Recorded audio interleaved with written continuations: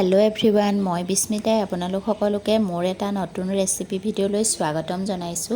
আৰু আজি লৈ আইছো একেবাৰে সহজ পদ্ধতিত ঘৰত বনাব পৰা কেকৰ এটা ৰেচিপি লৈ আৰু মই ইয়াত যিখিনি ইনগ্ৰেডিয়েন্টছ ব্যৱহাৰ কৰিছো সকলোৰে পাকঘৰত থাকে বুলি মই ভাবিছো আৰু আহকচোন তেতিয়া হলে দেৰি নকৰি ভিডিঅ'টো আৰম্ভ কৰো ৰেচিপিটোৰ কাৰণে মই লৈছো ৰিফাইন 3টা কণী ময়দা আৰু সুগাৰ পাউডাৰ গোটেইখিনি বস্তুৰ পৰিমাণ সমান হ'ব লাগে সেইকাৰণে মই 3টা সমান সাইজৰ বাউলত লৈ লৈছো আৰু এখিনি হৈছে সুগাৰ পাউডাৰ এখিনি মই মিক্সিত পিছি লম ধুনিয়াকৈ আপোনালোকে হ্যান্ড বেটাৰো ইউজ কৰিব পাৰে বা এনেকুৱা চামুচ বা ডাঙৰ হেতাই দিও আপোনালোকে ভালকে বেটাৰখিনি বনাই ল'ব পাৰে হাতেৰে ফেটি পেলাই মই এখিনি মিক্সিত দি লম তেতিয়া মই ভাল হয় বুলি ভাবো মিক্সি নাথাকিলে হাতেৰেও পাৰে আপোনালোকে হাতেৰে চামুচেদি ভালকে ফেটি ললেই হ'ল বেটাৰখিনি তো মই ইয়াতে দুটা ফাৰ্মৰ কণী দিছো আৰু এটা মই লোকেল কণী দিছো কালাৰৰ কাৰণে কালাৰটো ভাল হয় বুলি ভাবো মই লোকেল কণী দিলে যেহেতুকে মই ইয়াতে একো ফুড কালাৰ ইউজ নকৰো তো এখিনি মই এতিয়া মিক্সিত পিছি ললো ধুনিয়াকৈ এয়া এখিনি চাওকচোন ধুনিয়া মিলি গৈছে সুগাৰ পাউডাৰ আৰু কণীখিনি ধুনিয়াকৈ তাৰ পিছতে মই ইয়াতে ৰিফাইন অইলখিনিও এড কৰি ললো এড কৰি লৈ পেলাই মই এতিয়া এখিনিও আকৌ এবাৰ ভালকৈ পিছি ললো আৰু এয়া চাওকচোন এতিয়া ৰিফাইন অইলখিনি দিয়াৰ পিছত এখিনি পুৰা ডাঠ হৈ গৈছে বেটাৰখিনি তাৰ পিছতে মই এয়া চামুচেৰে অলপমান লৰাই লৈছো আৰু এইখন চামুচেদিৰে মই এতিয়া বেটাৰখিনি বনাম ময়দাখিনিও লৈ ললো লৈ পেলাই এতিয়া মই পিছি লোৱা বেটাৰখিনিও ইয়াতে মিলাই লম মিলাই লৈ পেলাই ধুনিয়াকে মই এতিয়া এই চামুচখনেৰে ফেটি থাকিম আৰু যিমানে ফেটিব হিমানে বেছি ভাল হয় আৰু এটা জোখ আছে সেই জোখটো মই আপোনালোকক দেখুৱাম তো আপোনালোকে চাই থাককচোন ভিডিঅ'টো আপোনালোকে অলপো স্কিপ নকৰিব মই স্টেপ বাই স্টেপ দেখাই যাম আপোনালোকক তো আপোনালোকে শেষলৈকে চাই থাকিবচোন মইনো কেনেকৈ বনাও ঘৰতে কেক তো মই এইখিনি বেকিং পাউডাৰ 2 চামুচ দি ললো তাৰ পিছতে মই ইয়াতে আধা চামুচ সোডা দিছো আৰু এতিয়া এইখিনি মই ভালকৈ ফেটি লম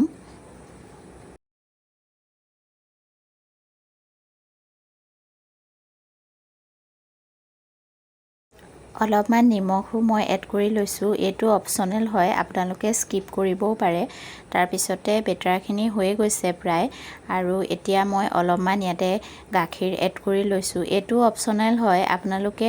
এটো স্কিপ কৰিব পাৰে আৰু যদি আপোনালোকে কণী নিদিয়াকৈ বনায় তেতিয়া হলে দৈ ইউজ কৰিব পাৰে তেতিয়া ধুনিয়া হয় কেকটো খাবলে আৰু এয়া বেটাৰখিনি প্ৰায় হৈয়ে গৈছে তো জুখটো মই আপোনালোকক দেখাই আছো আৰু অলপ টাইম ফেটিব লাগিব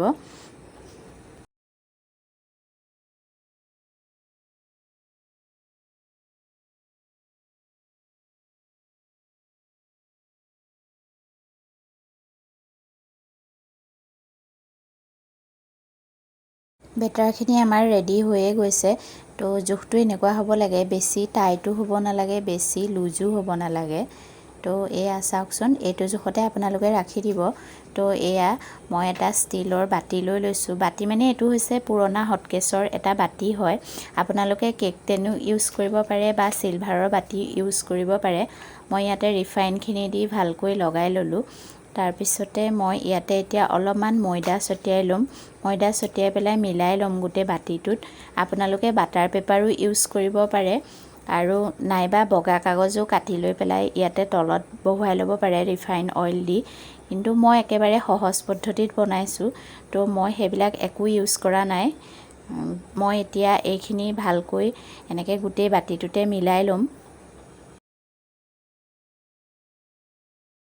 এয়া কেক টেনটো আমাৰ ধুনিয়াকৈ ৰেডি হৈ গ'ল তো মই এতিয়া ইয়াতে বেটাৰখিনি ধুনিয়াকৈ দি লম বেটাৰখিনি দি লৈ পেলাই